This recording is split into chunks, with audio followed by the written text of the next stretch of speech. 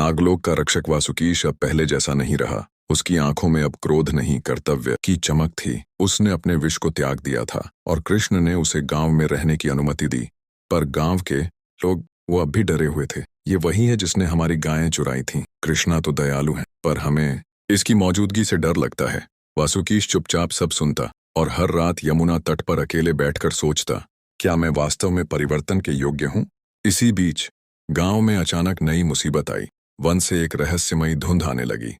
इस धुंध में जो जाता वापस नहीं आता। गायें फिर से लापता होने लगीं। किसी ने गांव के पास एक अजीब छाया देखी, आधी नागिन आधी मानव। राधा ने पहचान लिया, ये नाग कन्या विशाली है, वासुकीश की बहन। वो अब बदला लेने आई है। गांव वालों ने कहा, कृष्णा अब हमें बचाओ। लेकिन कृष्णा ने उत्तर दिया, अब तुम्हें वासुकीश पर भरोसा करना होगा। यही उसका अंतिम परीक्षण है। वासुकीश ने पहली बार गांव के बीच खड़े होकर कहा, मैं अब नाग नहीं, इस भूमि का रक्षक हूँ। मेरी बहन। रात को वह अकेला वन की ओर निकल पड़ा, जहां उसकी बहन विशाली अपने नाग जाल बुन रही थी। उसने कहा, बहन युद्ध मत कर, यह मेरा नया घर है। विशाली ने दहाड़ लगाई, तू नागवंश को भूल गया? तू नागपुत्र होकर मनुष्यों के लिए झुक रहा है? वासुकीश ने शांति से उत्तर दिया, मैं अब किसी कुल से नहीं, सिर्फ धर्म से बंधा हूँ। विशाली ने उस पर हमला किया। पूरा वन कांप उठा, लेकिन इस बार वासुकीश ने प्रतिकार नहीं किया। उसने केवल एक बार अपनी बहन को जकड़कर कहा, मुझे मारकर जीत मत ले, मुझे कर शांति ले। विशाली की आंखें भर आईं। वह बोली, तू सच में बदल गया है, तू नाग नहीं प्रकाश बन गया है। इस अध्याय का संदेश, जब हम अपने अतीत से ऊपर उठते हैं तो हम दूसरों के लिए मिसाल बनते हैं। नागपुत्री का श्राप। विशाली ने वासुकीश की शांति को स्वीकार तो कर लिया था, लेकिन उसकी आत्मा अब भी विद्रोह से भरी थी। उसने नागलोक में वर्षों तक यह सीखा था कि मनुष्यों पर विश्वास नहीं करना चाहिए। उसने यमुना तट से दूर एक सुनसान स्थान पर ध्यान लगाकर नाग मंत्र का उच्चारण शुरू किया। आकाश काला पड़ गया, एक तेज तूफान उठने लगा। गांव में पेड़ टूटने लगे, खेत सूखने लगे। कृष्णा ने तुरंत आभार कर लिया, कोई श्राप सक्रिय हो चुका है। उन्हें पता चला कि विशाली ने नागलोक की विश्वाणी नाम की एक प्राचीन शक्ति को बुलाया है, जो मनुष्यों की आत्मा में डर भर देती है।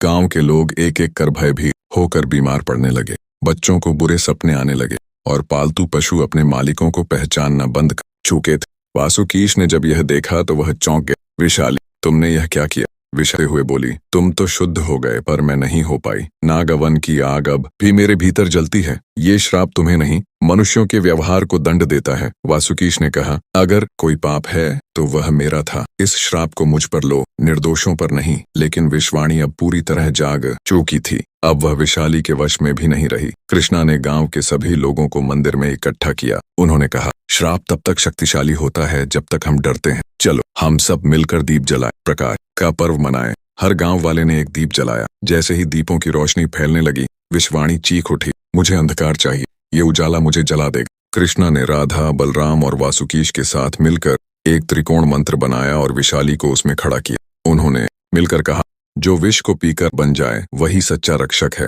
विशाली के चारों ओर प्रकाश फैल गया। उसकी आंखों से आंसू बहने लगे और विश्वाणी वाष्पित हो गई। अध्याय का अंत व संदेश। श्राप तब तक प्रभावी होता है जब तक हमारे भीतर भय है। जब हम प्रेम और एकता में जुड़ते हैं तो सबसे बड़ा अंधकार भी मिट सकता है। अंतिम निर्णय। श्राप के टूटने के बाद गांव में शांति लौटने लगी थी, लेकिन कृष्णा जानते थे यह कहानी यहीं खत्म नहीं होती। नागलोक और पृथ्वी के बीच जो द्वार खुला था वह अब भी सक्रिय था, और अब वहां से कुछ अनदेखे नाग योद्धा आ रहे थे। वे वासुकीश और विशाली को नरद्रोही मानते थे।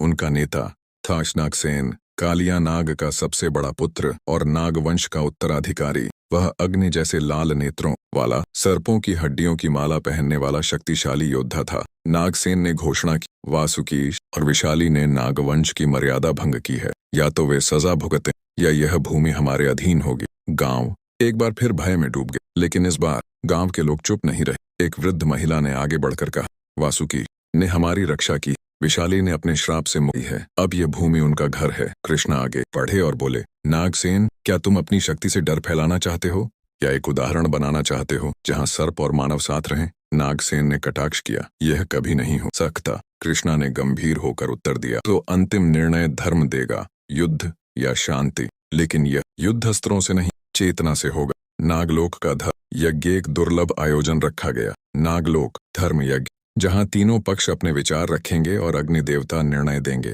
कृष्णा ने मानवता और प्रेम की बात की। वासुकीश ने अपने परिवर्तन की गाथा सुनाई। विशाली ने अपने पाप स्वीकार किए और क्षमा मांगी। जब नागसेन की बारी आई, वह मौन रहा। फिर उसने अपनी तलवार तोड़कर कहा, जो अपने पाप को स्वीकार कर सकता वही सच्चा नाग है। वासुकीश, विशाली, तुमने मुझे सिखाया कि नाग होने का अर्थ केवल विष नहीं, रक्षा भी है। अग्नि की ज्वाला से वाणी निकली, धर्म की विजय हुई। अब सर्प और मानव एक साथ इस भूमि पर निवास कर सकते हैं। अध्याय का अंत व संदेश। जब संवाद होता है तब युद्ध नहीं होता। विषमुक्त युग। नागसेन के हथियार त्यागने के बाद नागलोक और पृथ्वी के बीच एक नई संधि बनी। वासुकीश और विशाली ने नागलोक के बचे हुए योद्धाओं को नई शिक्षा दी। अब विष नहीं, प्रकाश फैलाना है। गांव में अब कोई डर नहीं रहा। जिन लोगों ने कभी वासुकीश को भूत समझा था, अब वही उसे वासुजी कहकर आदर देने लगे। बच्चे उसकी कहानियां सुनते और राधा के साथ मिलकर यमुना के किनारे दीप जलाते। कृष्णा ने अंतिम बार यमुना तट पर बांसुरी बजाई। उस दिन सूरज देर तक नहीं डूबा, जैसे वो इस नवयुग का स्वागत कर रहा हो। गांव के मंदिर के सामने अब एक नया शिलालेख था। जहां विष प्रेम से हार जाए वही सच्चा युग है। जहां नाग रक्षक बन जाए वही भूमि धन्य। बलराम ने मुस्कुराकर कहा, कृष्ण, ये सब तूने किया? कृष्णा ने उत्तर दिया, नहीं, ये उन्होंने जिन्होंने डर को त्यागा और विश्वास को अपनाया।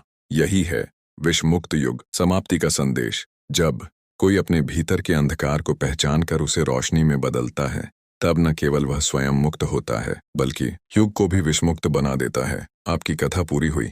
नागलोक, विष से प्रकाश तक।